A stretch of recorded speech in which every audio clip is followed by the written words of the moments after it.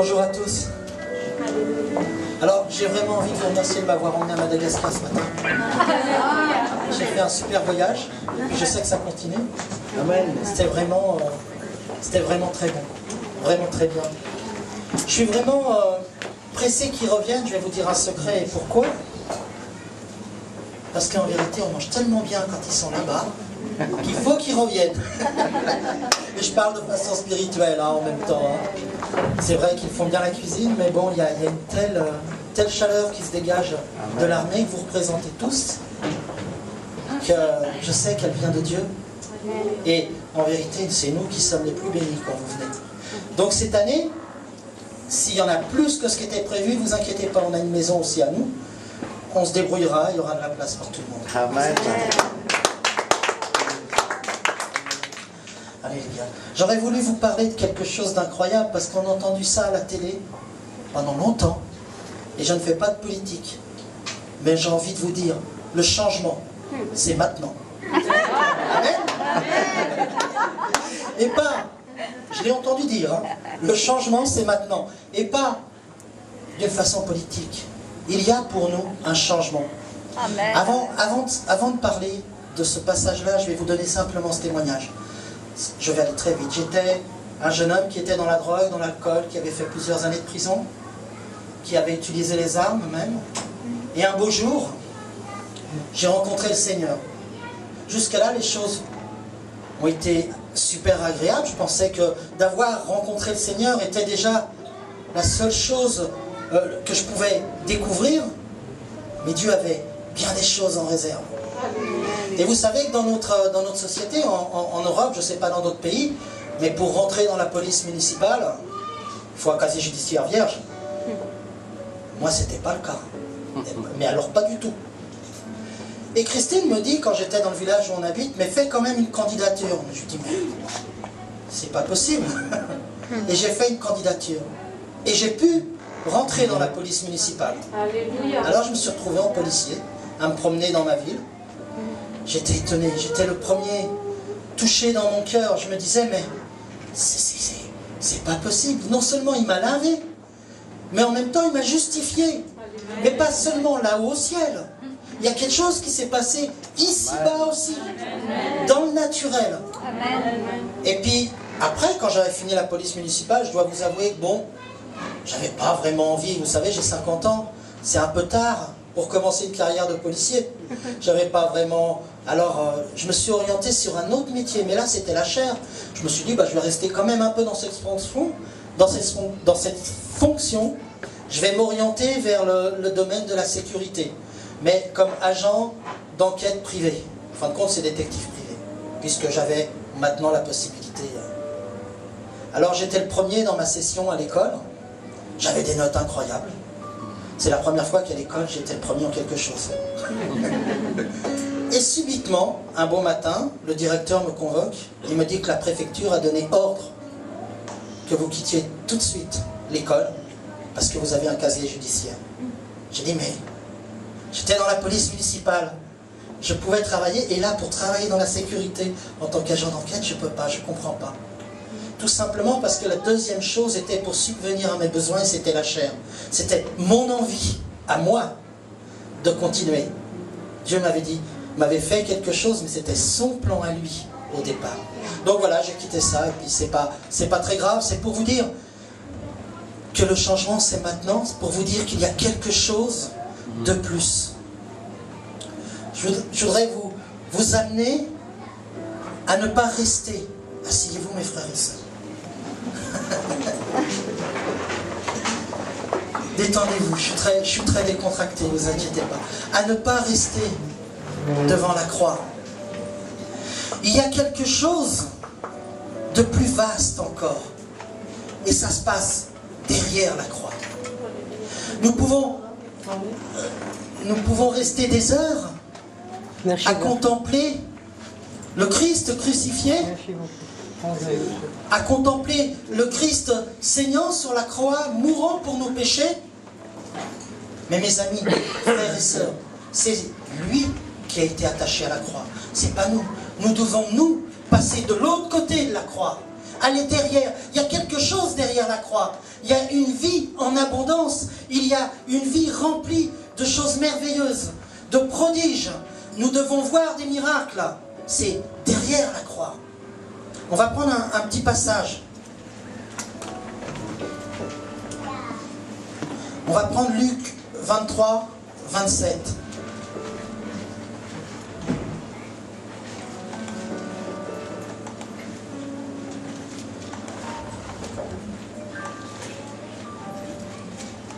Simplement pour commencer, pour avoir un panorama complet, je prends à partir du 26. Luc 23, 26. Et comme ils l'emmenaient, ils prirent un certain Simon de Cyrène, qui revenait des champs, et le chargèrent de la croix pour le porter après Jésus. Une grande multitude de peuple et de femmes le suivaient, qui se frappaient la poitrine et se lamentaient. Mes amis, nous avons bien souvent encore aujourd'hui cette attitude de se lamenter, de se frapper la poitrine en voyant Jésus sur la croix. Et nous venons bien souvent à l'église avec des lamentations, mais c'est pas comme ça. Nous ne sommes plus dans les lamentations, nous sommes dans la joie de notre Maître. Quand nous venons voir Jésus, nous le voyons ressuscité et vivant. Tout le peuple là se frappait la poitrine. C'est désespérant, le Christ est mort. Il est mort sur la croix. Je vous l'ai dit, attaché à la croix pour moi, c'est lui, c'est pas moi. Moi je suis passé avec lui dans la résurrection. Je suis aujourd'hui dans la résurrection. Je suis aujourd'hui dans la vie éternelle. Vous croyez? Celui qui croira en moi aura la vie éternelle. Est-ce que vous pensez que la vie éternelle prend sa racine quand vous serez mort? Vous êtes déjà enfant de Dieu. Vous êtes déjà dans la vie éternelle. Vous devez accomplir les œuvres du royaume de Dieu. Vous devez voir des prodiges. Souvent on prend l'habitude de fermer nos yeux par exemple pour prier. Mais moi j'ai envie d'ouvrir les yeux pour voir la nuée du Seigneur descendre. Je sais que ça peut vous paraître un peu fou, mais nous pouvons voir des choses. Nous pouvons discerner des choses. Et pas seulement en esprit, aussi avec nos yeux. Vous pouvez, quand vous priez, ouvrir les yeux et voir des choses se passer. Vous comprenez? Nous sommes dans la vie éternelle. Nous avons déjà mis un pied en acceptant Jésus-Christ dans la vie éternelle. Nous ne sommes plus des êtres seulement de chair et de sang, nous sommes devenus des êtres spirituels en même temps. On va prendre Luc 24, au verset 13.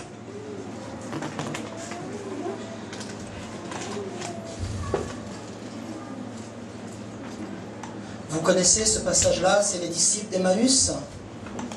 Ces fameux hommes qui vont marcher le long du chemin, tout en se lamentant. Et lorsqu'ils vont croiser Jésus, ils ne vont même pas le voir. Combien de fois dans la journée nous croisons Jésus? Ce matin, Jésus était là. Est-ce que nous l'avons bien tous vu?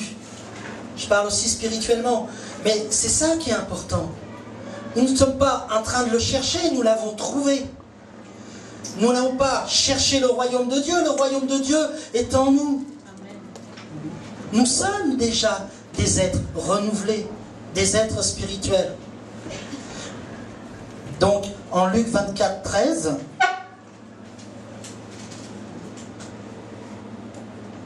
il est question des hommes d'Emmaüs. Ce jour-là même, 2 d'entre eux s'en allaient à un bourg nommé Emmaüs, qui était éloigné de Jérusalem de 60 stades. Et ils s'entretenaient ensemble de tout ce qui était arrivé.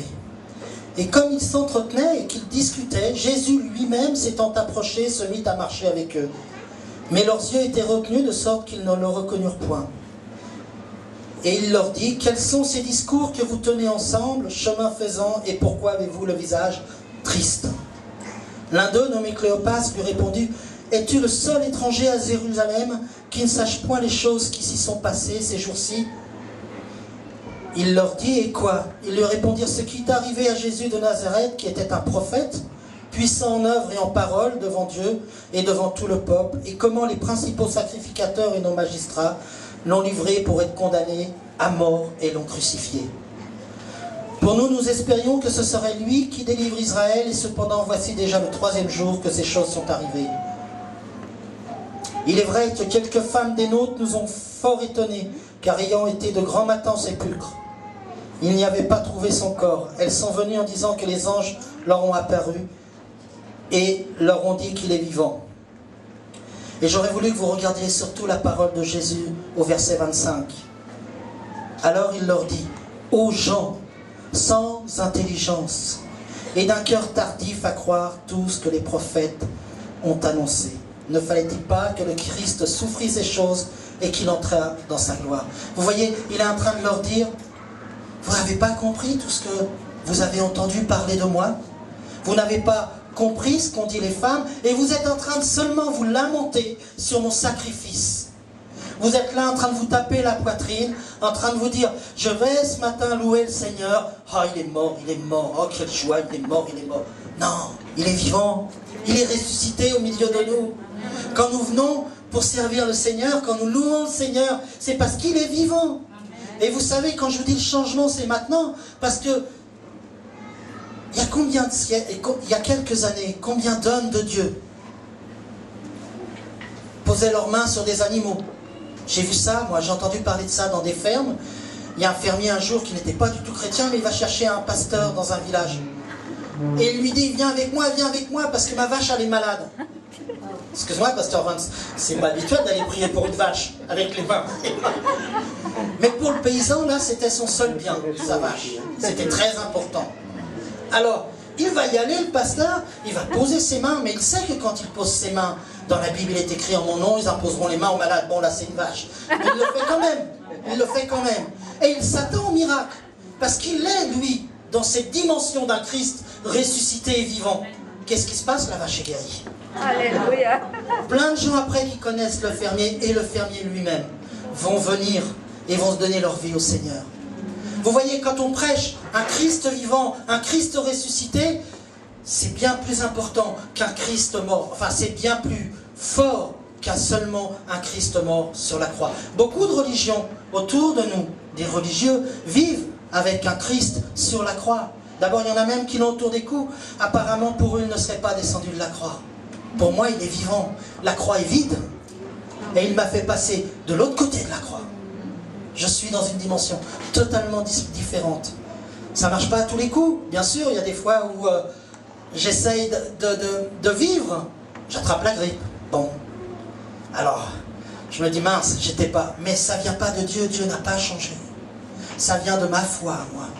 Ça vient de ma position, de l'endroit où je me tiens. Vous devez marcher d'une manière digne du Seigneur. Pas seulement dans la sainteté, dans la joie aussi. Parce que votre Christ est ressuscité. Marchez comme des enfants de Dieu, comme des princes et des princesses. Parce que votre Christ, votre roi, est vivant. C'est comme ça que nous devons marcher. Amen. En nouveauté de vie. Là, c'était le fatalisme pour ces disciples d'Emmaüs. Et on va voir un autre passage. On va revenir à Luc 23. On a vu un peu la lamentation, ceux qui passent leur temps au pied de la croix, pleurant tout le temps. On a vu le fatalisme, ceux qui ont décidé, bah ouais, c'est vrai, il est mort. Il n'y a plus rien à faire. Et on va voir un autre endroit. Parce que même parmi nous, ces gens-là existent. Nous le sommes même de temps en temps. On va prendre le passage dans Luc 23 et on va lire simplement de 54 à 56. Jésus est mort, il est conduit au sépulcre. Et là, on nous dit, c'était le jour de la préparation et le sabbat allait commencer. Et les femmes qui étaient venues de Galilée avec Jésus, ayant suivi Joseph, remarquèrent le sépulcre et comment le corps de Jésus y fut placé. Et s'en étant retournées, elles préparèrent des aromates et des parfums, et elles se reposèrent le jour du sabbat selon la loi. Ces femmes qui vont aller chercher des parfums. Ce sont les femmes qui ont suivi Jésus. Il y a la Marie de Magdala, il y en a plusieurs, il y a même des disciples. Ils ont entendu Jésus leur dire qu'il va ressusciter dans 3 jours. Ils ont entendu Jésus dire que sa vie, personne ne lui prend, c'est lui qui la donne, il a le pouvoir de la reprendre, mais ça ne fait rien. Malgré tout ça, ils vont préparer des aromates, parce que dans la tradition, les aromates, on allait embaumer les morts et mettre du parfum dessus. Donc pour eux, le Christ était complètement mort. Il n'y avait plus d'espérance. Ils allaient embaumer ce corps et lui mettre des aromates. Et nous sommes un peu comme ça des fois. Nous oublions des fois que Christ a un parfum vivant, un parfum frais. On n'est pas en train d'apporter notre lamentation ou nos pleurs pour l'embaumer, pour lui mettre autour parce qu'il est mort. On vient apporter un parfum de joie, un parfum de vie, parce qu'il est vivant. Le Dieu que je sers n'est pas le Dieu des morts. Il est le Dieu des vivants. Nous sommes vivants, il est vivant. Et nous devons rentrer dans cette capacité-là. Et abandonner la tradition. Le seul moment où nous pouvons pleurer devant la croix, c'est quand nous avons besoin de nous repentir. Nous devons nous prosterner et tomber à genoux devant son sacrifice, devant ce qu'il a accompli. Mais ensuite, il faut se relever d'un bond et rentrer dans la vie qu'il nous a donnée. Comprenez ? C'est vraiment important de vivre la vie éternelle. Vivre la vie éternelle, c'est malgré tout ce qui nous oppresse, nous avons la victoire. Tout est possible à celui qui croit. Tout est possible. Il est plus temps de rester au pied de la croix maintenant, sur la mort de Jésus. Il est temps de courir avec force. Il est temps pour vous d'aller dire au dehors, à tous ceux du dehors, que notre Christ est ressuscité, qu'il est vivant. Vous savez, le jour où Pierre s'est mis à prêcher dans les Actes, il n'a pas prêché la mort de Christ, il a prêché que Christ était ressuscité. Et ça fait 3000 âmes qui sont venues. Les gens, les morts, ils ne s'y intéressent pas tellement. Ils ont envie de voir la vie, ils ont envie de voir des choses qui vivent autour d'eux. Prêchez la croix pour amener les gens à la repentance. Mais dites-leur bien qu'il n'est pas resté sur la croix. Il est vivant et ressuscité. Et nous devons rentrer dans cette dimension-là. D'accord? Le mal ne vous touchera pas. Il est dit, il y a un verset en 1 Jean... attendez, je retrouve ça. 1 Jean 5, 18. Et vous allez me dire comment ça se fait. Parce que nous lisons souvent... Où c'est que vous êtes assis? Où êtes-vous assis? Dans les lieux célestes. Alors, est-ce que c'est quand vous serez mort? Est-ce que la Bible dit vous serez assis dans les lieux célestes? Ou est-ce qu'elle dit vous êtes assis dans les lieux célestes? Elle dit vous êtes assis maintenant, en esprit. Vous êtes dans les lieux célestes assis. Ça ne sera pas quelque chose qui se passera quand vous serez mort. C'est déjà... Vous avez déjà une position importante. Amen.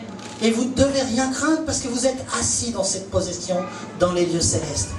Souvent on dit, oh bah ça c'est quand je serai mort, je vais être assis là-haut dans les lieux célestes. Non, non, non, non, non. C'est tout de suite, c'est maintenant, quand vous avez accepté Jésus-Christ. Vous avez été mis dans cette position d'être assis dans les lieux célestes. En vérité, j'ai envie de vous dire, vous êtes les gens les plus importants du monde qui nous entourent. Parce que ce qui nous est donné est 1000 fois plus grand que tout ce que nous pouvons penser. 1 Jean 5, 18.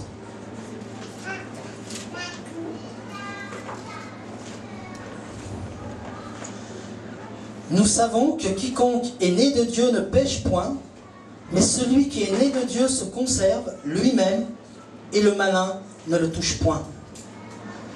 Alors, je vais vous poser une petite question et je vais y répondre. D'accord? Ça met personne dans l'embarras. Est-ce que le diable vous touche de temps en temps? Moi, je vais vous dire la vérité, ça m'arrive d'attraper la grippe, ça m'arrive d'être dans le désespoir, ça m'arrive, le diable me touche. Pourtant, là, il y a marqué, celui qui est de Dieu, le diable, ne le touche point. Comment ça se fait? Si la parole dit ça, comment ça se fait que le diable a ce pouvoir sur moi?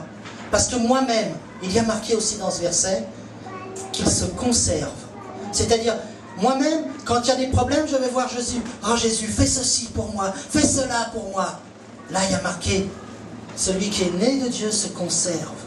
C'est-à-dire que toi, tu as une part à faire. Tu as une position à prendre. Et quand Jésus est allé au désert, il fut conduit par qui? Par l'Esprit. L'Esprit emmena Jésus au désert. Et nous allons dans des déserts des fois et nous disons, oh, c'est pour la gloire de Dieu. Non, les déserts, bien souvent, nous allons, c'est nous qui les fabriquons. C'est nous qui nous y rendons. Nous ne sommes pas conduits par l'Esprit. C'est là toute la différence, que pour nous le désert devient une misère, alors que le désert pour Jésus est devenu une victoire. Parce que lui, avec sa parole, il a remis Satan à sa place. Il y a beaucoup de déserts dans nos vies. Mais parce que nous ne prenons pas la bonne position. Parce que nous ne nous plaçons pas dans la vie éternelle. Parce que nous nous conservons pas dans cette position-là de la vie éternelle. Nous ne gardons pas cette autorité qui nous est donnée. Et quand l'épreuve arrive, nous allons courir vers Jésus, alors que c'est à nous d'affirmer que le diable ne peut rien contre nous.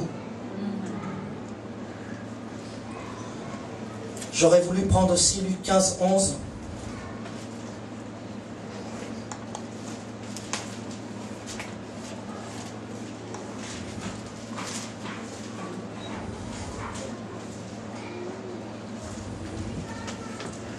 Et vous connaissez tous cette parabole.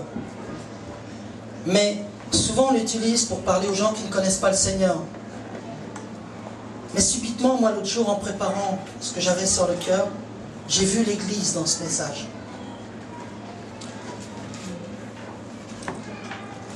Donc il dit encore, c'est Jésus, il dit encore, un homme avait 2 fils. Le plus jeune dit au père, mon père, donne-moi la part de bien qui doit m'échoir. Et le père leur partagea son bien. Et peu de jours après, ce plus jeune fils ayant tout amassé, parta pour un pays éloigné, et dissipa son bien en vivant dans la débauche. Après qu'il eut tout dépensé, il survint une grande famine dans ce pays, et il commença à être dans l'indigence. Et s'en étant allé, il se mit à servir au service d'un des habitants de ce pays qu'il envoya dans les terres paître les pourceaux. Il eût bien voulu se rassasier des carouges que les pourceaux mangeaient, mais personne ne lui en donnait. Étant donc rentré en lui-même, il dit, combien de serviteurs, au gage dans mon père, ont du pain en abondance, et moi je meurs de faim. Je me lèverai, je m'en irai vers mon père, et je lui dirai, mon père, j'ai péché contre le ciel et contre toi, et je ne suis plus digne d'être appelé ton fils. Traite-moi comme l'un de tes mercenaires. Il partit donc et vint vers son père. Et comme il était encore loin, son père le vit et fut touché de la compassion. Et courant à lui, il se jeta à son cou et le baisa. Et son fils lui dit, mon père, j'ai péché contre le ciel et contre toi, et je ne suis plus digne d'être appelé ton fils. Vous voyez, nous avons un Père au ciel. Et vous êtes co-héritiers de Christ. En acceptant Jésus-Christ, nous avons saisi notre héritage. Et le Père n'a pas retenu notre héritage. Il nous a donné la vie éternelle. Mais après, quelle vie avons-nous menée? Pourquoi y a-t-il si peu de miracles? Pourquoi y a-t-il si peu de guérisons? Pourquoi y a-t-il si peu de manifestations de la présence de Dieu au milieu du peuple de Dieu? Parce que nous sommes retournés vers le monde, en oubliant les effets de ce que nous a donné le Seigneur Jésus-Christ, la puissance qu'il nous a donnée. Et combien de fois, c'est ce que je vous disais tout à l'heure, nous allons dans des déserts, et si parfois dans l'Église, en Europe, il y a des déserts, ce n'est pas Dieu qui a changé. Dieu ne change pas, Dieu ne varie pas. C'est nous qui avons changé. C'est nous qui avons cru un instant, qui avons saisi les choses, et qui avons, pour subvenir à nos besoins, oublié pendant quelques moments ces choses-là et sommes partis chercher dehors d'autres plaisirs et d'autres intérêts. Vivre dans la vie éternelle, c'est rester connecté. J'ai rencontré un pasteur qui travaille beaucoup en Afrique, qui vient chez nous, et il me disait, je parlais avec lui un soir, et puis il me dit, moi je prie plus. Ah. Je dis, oulala, je ne vais pas le laisser dire quoi que ce soit, parce que... Je lui dis, ah bon, alors il m'en précise pas plus.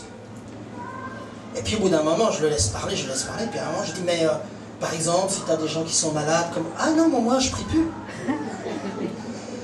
Qu'est-ce que c'est que ça? Puis à la fin, il m'a dit, non, je communique. Nous avons tellement de pensées religieuses que nous prenons des attitudes pour faire les choses. Mais en fin de compte, il vaut mieux communiquer toute la journée avec Dieu, parler toute la journée avec Dieu, élever nos voix vers lui, plutôt que de prendre des cérémonies. Vous comprenez? Et ce qu'il me disait, c'est que son dialogue avec son Père était constant toute la journée. C'est-à-dire que lui-même en marchant, oh Seigneur, tu sais, moi je ferais bien ça. Ah, puis l'autre, tu vois, il est malade, il faudrait que tu fasses quelque chose pour lui, Jésus. Il n'y avait plus pour lui d'obligation de prier. C'était devenu une relation concrète et véritable. Et c'est ça la vie éternelle. Vivre dans la vie éternelle, c'est se libérer de tout ce carcan qui nous empêche. Parce que si Christ vous a franchi, vous êtes réellement libre. Je ne suis pas en train de vous dire, hein, attention, hein, de ne plus venir à l'église, de ne pas prier, mais faites-le continuellement. Il nous est dit dans la Bible qu'ils venaient tous les jours au temple et qu'ils étaient assidus. Mais ils ne le faisaient pas parce que c'était une obligation. Ils le faisaient parce qu'ils vivaient Christ. Je veux dire, moi, je crois que quelqu'un qui viendrait à l'église parce qu'il est obligé, il vaut mieux qu'il reste chez lui, qu'il tombe à genoux et qu'il demande à Dieu de lui mettre dans son cœur un amour pour sa parole et pour l'église. C'est plus important. C'est plus important. Vous êtes réellement libre parce que Christ habite en vous. Et vous n'êtes plus sous des ordonnances ou des obligations. Tout à l'heure, ma sœur a fait une des tâches qui pour moi, est la plus, je trouve la plus redoutable en France. Parler de l'argent.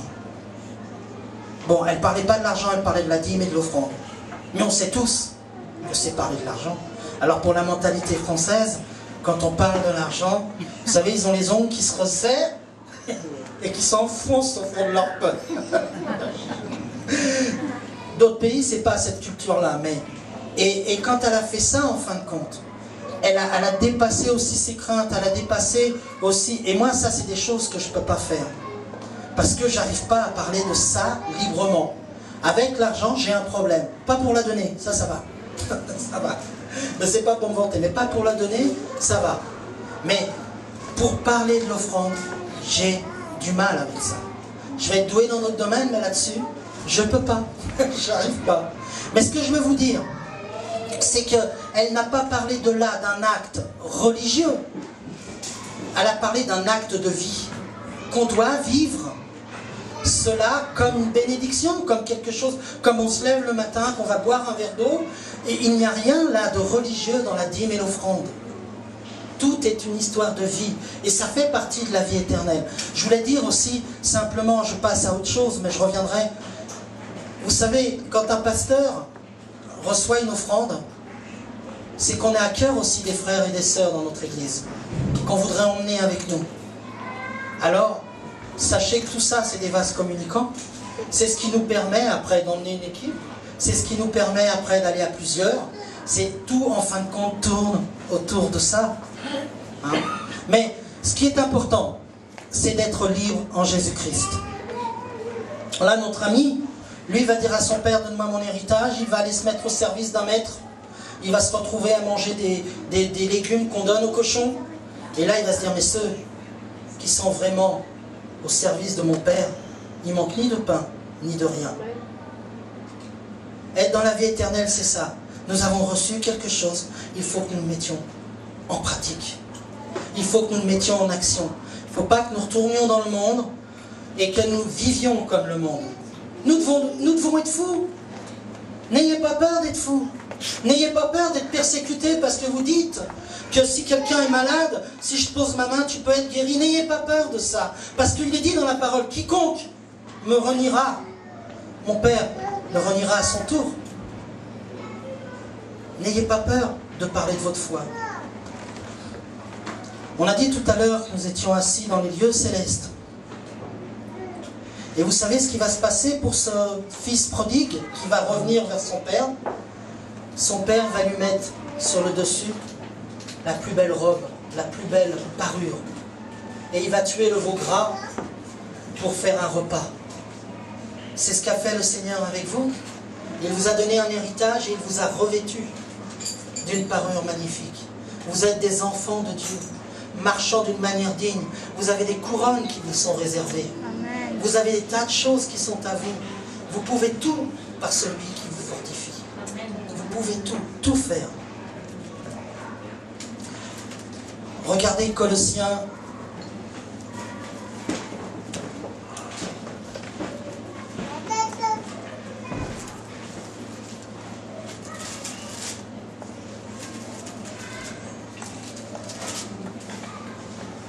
De 12 et de 13. Et quand je vous dis qu'il s'est passé quelque chose lorsque vous avez accepté Jésus-Christ dans votre vie, nous croyons souvent que les choses ne sont que spirituelles.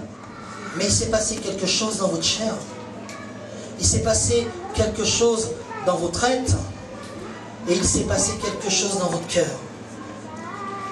Donc Colossiens 2, 12 et 13. Ayant été ensevelis avec lui par le baptême, en lui aussi vous êtes ressuscités par la foi en la puissance de Dieu qui l'a ressuscité des morts. Et quand vous étiez morts dans vos péchés, il n'est pas en train de dire vous mourrez à cause de vos péchés. C'est-à-dire qu'avant vous avez accepté Jésus-Christ, vous étiez déjà morts. Vous étiez dans vos péchés. Il n'est pas en train de dire parce que vous avez péché, vous mourrez après de la mort éternelle. Vous êtes déjà morts. Vous étiez déjà mort. Maintenant, vous êtes vivant. Attendez. Et quand vous étiez mort dans vos péchés, dans votre incirconcision charnelle, il vous a vivifié avec lui, vous ayant pardonné toutes vos fautes. Alors, cette version-là, elle parle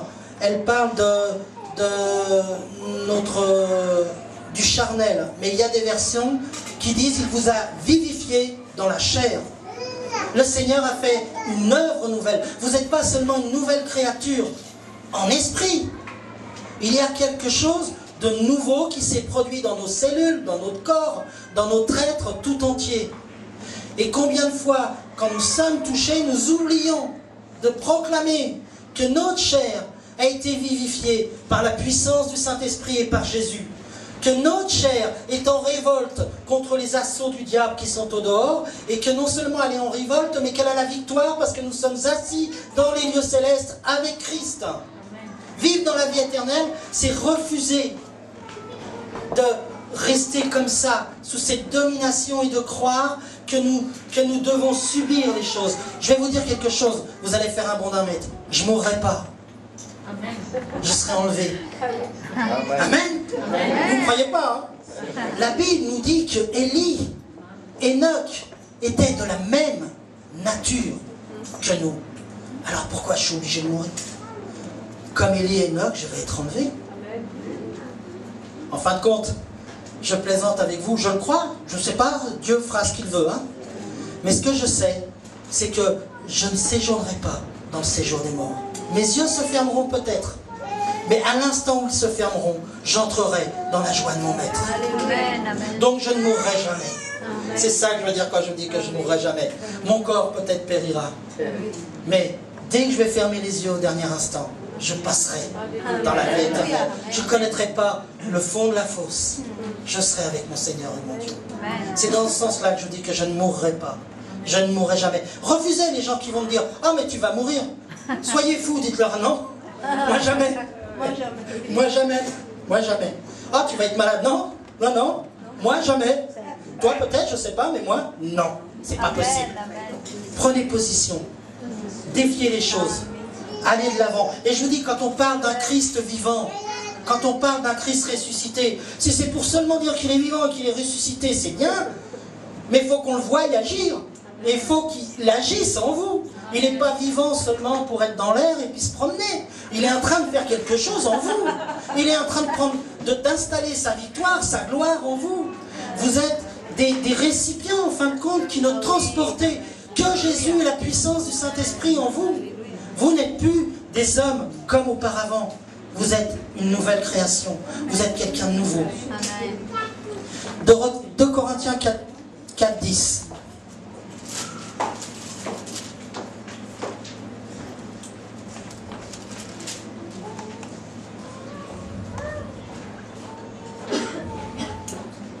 Regardez ce verset-là.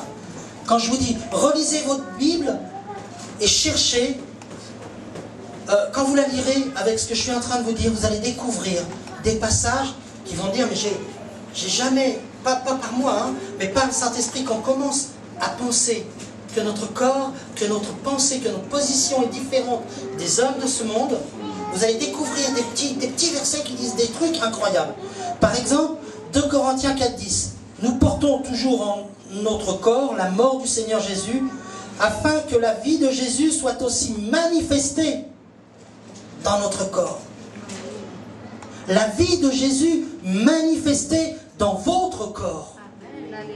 Ça veut dire quoi? Ça veut dire que le mal peut s'installer dans votre corps? Non. La vie de Jésus, parce que Jésus, lui, le mal, il l'anéantit. La vie de Jésus doit être manifestée dans votre corps. Et ça, c'est une position que nous devons prendre. Il y aura des fois, on est des êtres de chair et de sang. Mais même quand les choses nous assaillent, nous devons proclamer la parole de Dieu. C'est ce qu'a fait Jésus au désert. Renouvelé par l'Esprit, conduit par l'Esprit, Jésus au désert a résisté à Satan avec la parole de Dieu. Avec sa force. Il avait foi en son Père, il était Dieu lui-même. Et c'est avec sa parole qu'il a triomphé de Satan. C'est par la parole. Donc, la manifestation de Jésus dans votre chair. Et il s'est passé quelque chose dans votre chair. La seule chose qui a été découverte par des scientifiques, c'est que il est dit que Dieu est lumière. Et la seule chose qui manque dans notre sang, si on fait des études, c'est la lumière. Quand nous avons accepté Jésus-Christ, la lumière est venue s'installer en nous. Nous ne sommes plus du tout de la même nature qu'auparavant. Or, le vieil homme, oui, on peut se dire, oh, il y a encore du vieil homme. Non, oui, on peut le dire, mais allez, vous le refusez. Vous dites, non, c'est pas vrai.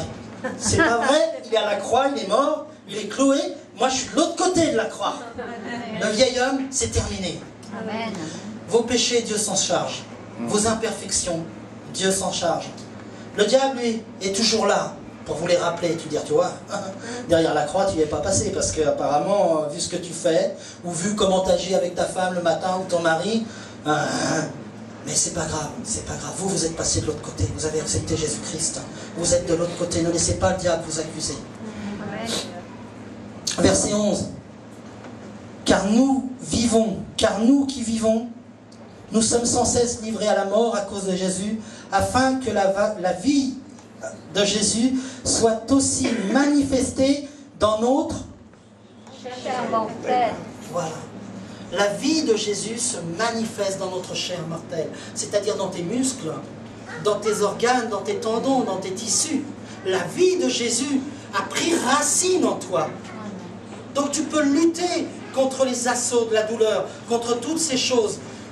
Peu importe si ce que tu ressens ou ce que tu vois est contraire, toi proclame quand même. Vis dans la vie éternelle. Cite ces versets. C'est Christ qui habite en vous. C'est pas seulement un esprit. C'est l'Esprit Saint, c'est Christ qui habite en vous. Le royaume de Dieu est en vous. Comprenez, c'est plus du tout la même personne. Donc c'est une vie manifestée dans nos corps, une vie manifestée dans notre chair.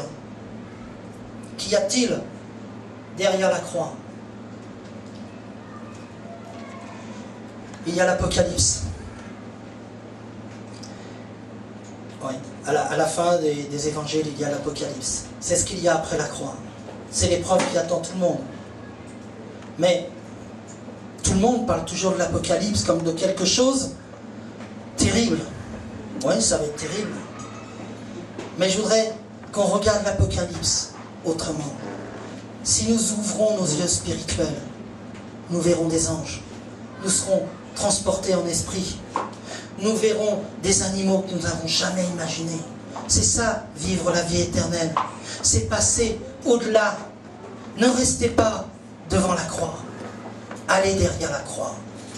Soyez. De toute façon, il nous a transportés dans le royaume de son amour. La seule chose qui nous empêche d'y aller dans ce royaume, c'est notre prise de position personnelle, nos réactions à nous. C'est nous qui nous empêchons d'aller derrière la croix. En vérité, nous y sommes déjà dans la vie éternelle. En vérité, nous y sommes déjà. Quand il a dit, voici les signes qui accompagneront ceux qui auront cru en mon nom. Ils imposeront les mains aux malades et les malades seront guéris. Ils saisiront des serpents et s'ils sont mordus, il ne leur sera fait aucun mal. Ils boiront des breuvages mortels, etc., etc. Vous voyez bien que là, ces gens-là, ils étaient équipés de capacités parce que eux, ils ont saisi tout de suite ça. Donc il faut que nous saisissions, parce que nous sommes la continuité de ces hommes que Jésus a qualifiés pour faire quelque chose. Nous avons cette puissance du surnaturel de Dieu en nous. Imposez quand votre enfant est à la maison, qu'il est malade. Papa, maman, impose-lui les mains. Appelle le médecin. Mais avant qu'il arrive, impose-lui les mains. J'ai rien contre la médecine. Hein. Je pense qu'il est aussi... et qu'il a été aussi donné des dons par Dieu à des hommes pour guérir des gens, hein, qui ne savent peut-être même pas, mais ils ont des capacités, leur intelligence, etc. J'ai rien contre la médecine, mais avant que le docteur arrive, toi tu as quelque chose de plus. Impose les mains au malade et il sera guéri, que ce soit un enfant ou un adulte. Tu as besoin de rentrer dans cette dimension-là. On a tous besoin. Moi j'ai décidé depuis quelque temps vraiment d'être un petit peu fou. Alors, je ne veux pas choquer les gens autour de moi, mais si je vois quelque chose et que je dois le faire, je vais le faire.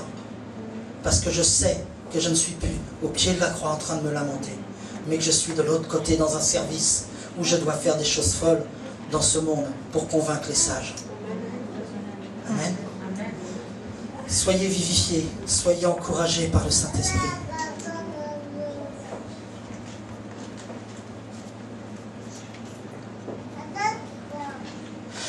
Il est écrit dans la parole « Entre, c'est bien, bon et fidèle serviteur, entre dans la joie de ton maître. » J'ai envie de l'entendre me dire ça.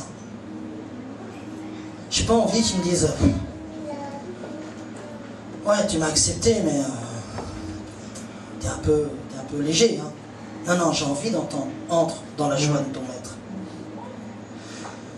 J'aurais que tu comprennes bien. On va prendre juste le psaume 107, au verset 20.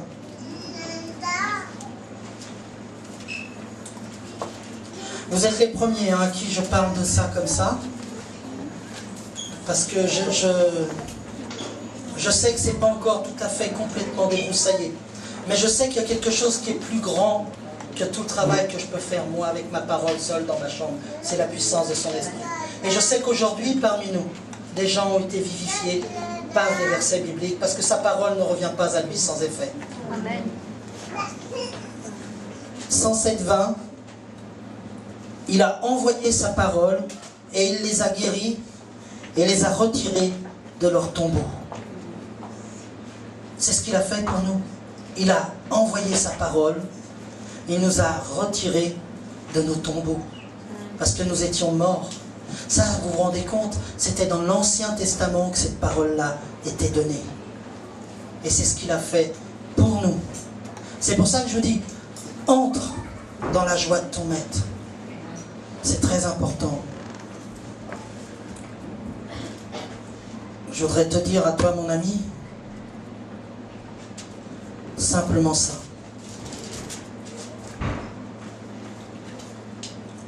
Il en établit 12 pour être avec lui, pour les envoyer prêcher et pour avoir la puissance de guérir les malades et de chasser les démons.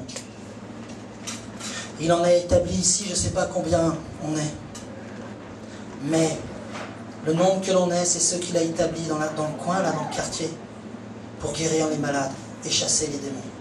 Il vous a appelé à ça. Il vous a appelé à ça. On peut passer des heures à essayer de suivre des enseignements pour chasser les démons. Mais le nom de Jésus fait fuir l'ennemi, tout simplement. Et ne croyez pas qu'un démon puisse entrer en vous. C'est Christ qui est en vous. Et si Christ est en vous, le démon ne peut pas vous posséder, ne peut pas vous saisir.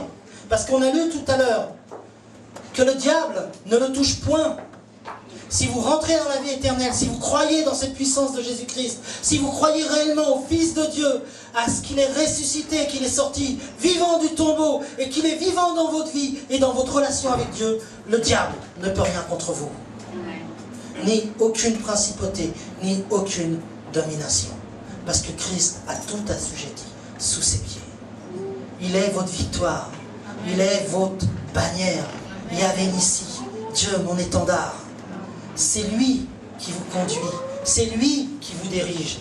Et moi je suis content parce que je revois des visages que j'avais vus il y a l'été dernier. Je les revois aujourd'hui et je les vois encore en pleine santé, en pleine force. Amen. Je suis content pour ça. Tout à l'heure je te voyais et je lisais, pas ton inquiétude, tu n'étais pas inquiet. Mais je voyais le caractère du berger dans le sens où il y a beau y avoir la louange, il est dans la louange. Il est dans la prière. Il a préparé aussi de son côté. Mais son inquiétude, il était là, comme ça, là. Et puis, il ne cherche pas à savoir qui a mal fait. Il est en train de s'inquiéter de voir qui c'est qui n'est pas là. Comment ça se fait qu'il n'est pas venu? Pourquoi il n'est pas là? Et puis pourquoi celle-là, elle a l'air triste là-bas? C'est ça son regard. C'est le caractère du berger. Et ça, c'est la vie spirituelle aussi. Parce que justement, tu n'es plus centré sur « Ah, il faut que j'ai une belle cravate, il faut que je sois bien propre. » Non, tu es centré sur quelque chose de plus important. Tu es le berger. Mais vous êtes aussi vous-même, pour vos familles, des bergers. Pour vos enfants, vous êtes des bergers. Pour le Seigneur, vous êtes des ouvriers dans sa moisson. Combien non, je les laisse là, hein, Pasteur Vance. Mais combien je bénirais Dieu de vous avoir, toute l'équipe qui chantait là à la maison. Tous les dimanches matins, mais c'est resplendissant. Ça, c'est la gloire de Dieu. Ça, c'est la gloire de Dieu. Vivez la vie éternelle. Ne priez plus. N'allez plus à l'église de façon religieuse. Mais faites-le avec joie, avec force, parce que votre Christ est vivant. Le Seigneur Jésus est ressuscité. Amen. 3000 âmes. Pierre va commencer à parler. Et 3000 âmes. Simplement parce qu'il va dire, celui que vous avez crucifié et que vous avez fait mourir sur le bois est ressuscité. À la suite de ça, 3000 âmes vont sortir de leurs conditions et devenir des chrétiens. C'est super important.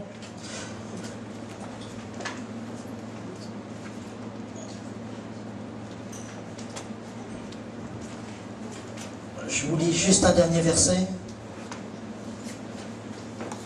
Et je vais laisser la place à ma femme parce qu'elle avait... nous sommes tous les deux pasteurs, un peu comme le pasteur Vance et le pasteur Perle. Donc mon épouse aussi est pasteur. Alors, elle est davantage dans la vie éternelle. Elle est certainement beaucoup plus spirituelle que moi. Non, c'est vrai. Moi, j'aimerais bien passer des heures avec des dictionnaires, avec des trucs. Je passe d'abord des heures, des nuits entières. Mais elle, c'est davantage spirituel. Donc, Dieu soit béni, ça nous permet d'avoir un juste milieu. Mais je voudrais vous lire ça simplement. Enfin, ça fait 3 fois, je dis, je vais juste vous lire ça. Et Pierre leur dit, repentez-vous et que chacun de vous soit baptisé au nom de Jésus-Christ pour la rémission de ses péchés et vous recevrez le don du Saint-Esprit. Car la promesse a été faite à vous et à vos enfants et à tous ceux qui sont éloignés, autant que le Seigneur notre Dieu en appellera. Vous dites pourquoi il nous dit ça? Tout simplement parce que j'ai entendu dire des choses sur le baptême. On ne peut pas vivre la vie en Christ sans le baptême d'eau. Je dois vous dire une vérité qui est peut-être gênante pour quelques-uns, je ne sais pas. Si on accepte Jésus-Christ dans sa vie, on va avoir une folle envie d'être baptisé. Sinon les choses sont superficielles. Sinon les choses sont juste en surface. Moi, quand j'ai accepté Jésus-Christ, je voulais tout de suite être baptisé. D'abord, ça a été fait dans une baignoire. Mais je veux dire, ça peut être fait dans plein d'endroits. Mais on ne peut pas dire, je suis disciple de Christ et je n'obéis pas au baptême. Je n'accepte pas le baptême de Christ. C'est vraiment très important. Et rentrer dans la vie spirituelle, c'est déjà commencer par obéir à la parole de Christ. Il est dit dans la parole, celui qui croira et qui sera baptisé sera sauvé.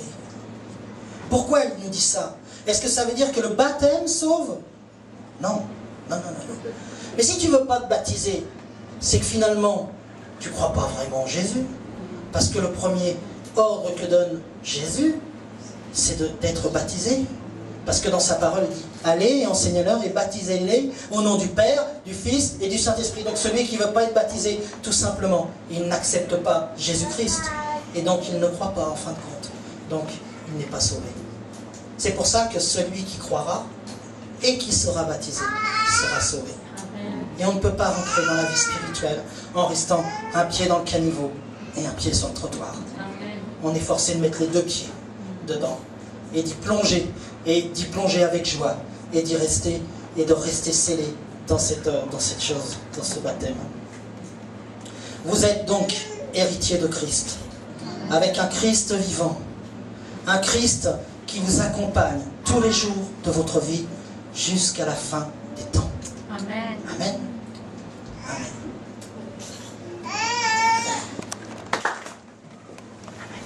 Soyez bénis. Amen. Je suis très touchée d'être ici. Mais je vais laisser le Seigneur me toucher. Amen. Quand on préparait notre arrivée ici, j'ai demandé au Seigneur ce qu'il voulait pour cette église. Je n'ai rien reçu. Et Dieu veut l'unité. Soyez un. C'est ce qu'il veut pour ici. Dieu veut l'encouragement. Si vous êtes découragé par une situation quelconque, soyez encouragé.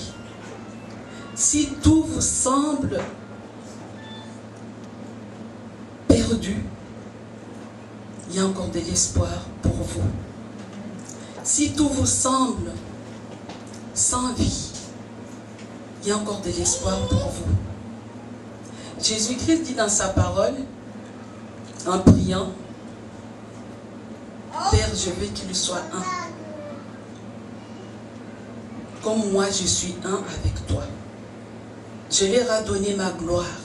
Vous avez la gloire que Dieu a confiée à son Fils en vous. Amen. Vous avez la gloire que Jésus avait quand il était auprès du Père en vous. Il faut que cette gloire se manifeste. Il faut que cette gloire soit visible. Jésus-Christ dit qu'il revient. Mais en attendant, il a dit qu'il est avec nous tous les jours, jusqu'à la fin de ce monde. Il est là. Vous n'êtes pas seul. Quel que soit votre problème ce matin, Dieu veut mettre sa main. Il y a un jeune homme ici, je ne sais pas, il a entre 20 et 19 ans. Est-ce qu'il est là? Ou 15, je baisse, je ne sais pas. Il y a un jeune homme ici. Ou une jeune fille. J'aimerais prier pour elle. 20 ans, ou moins de 20 ans. Ne soyez pas timide. Dieu veut vous bénir. 12 ans, entre 12 et 20. Tout le monde est âgé ici. Gloire au Seigneur. Alléluia. J'aimerais prier pour les papas et les époux. Levez-vous, s'il vous plaît, dans le nom de Jésus. Quel est papa? Dieu aime les pères. Amen. Partout où on passe, on voit des femmes, mais on voit très peu des hommes. C'est vrai. Dieu vous aime ce matin, il veut vous renouveler. Il veut vous encourager. Il vous a donné une clé qui ouvre toutes les portes. Toutes les portes. Et si des fois vous ne recevez rien et que votre épouse reçoit quelque chose, c'est de votre faute. Parce que vous êtes le chef. Vous êtes le chef. Et la femme, elle est juste là à côté de vous, en mission, pour vous encourager. Ce matin, Dieu veut vous donner tous les trousseaux qu'il a gardés pour ouvrir les portes qui étaient fermées jusqu'ici.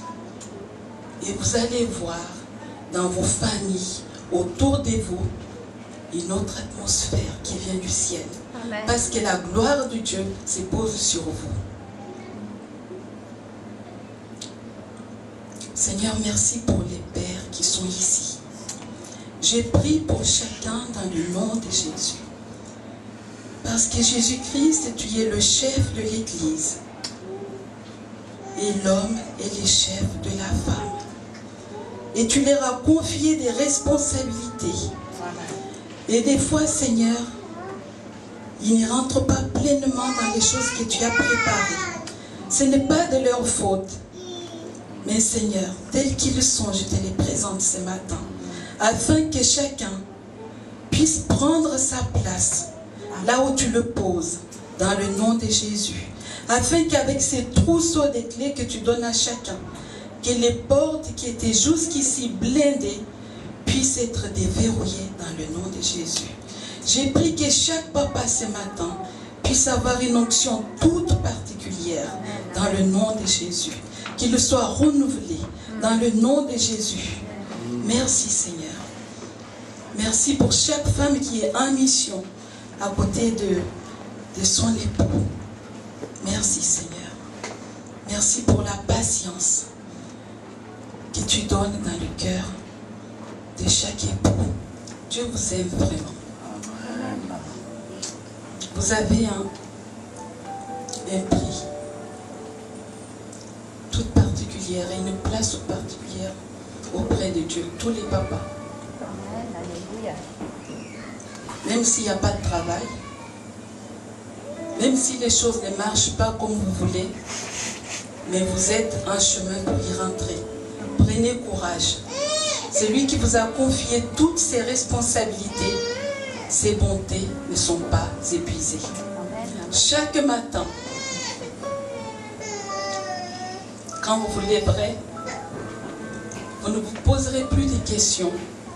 Qu'est-ce que je vais faire avec ma famille? Qu'est-ce que je vais faire pour mon épouse? Dieu vous bénit.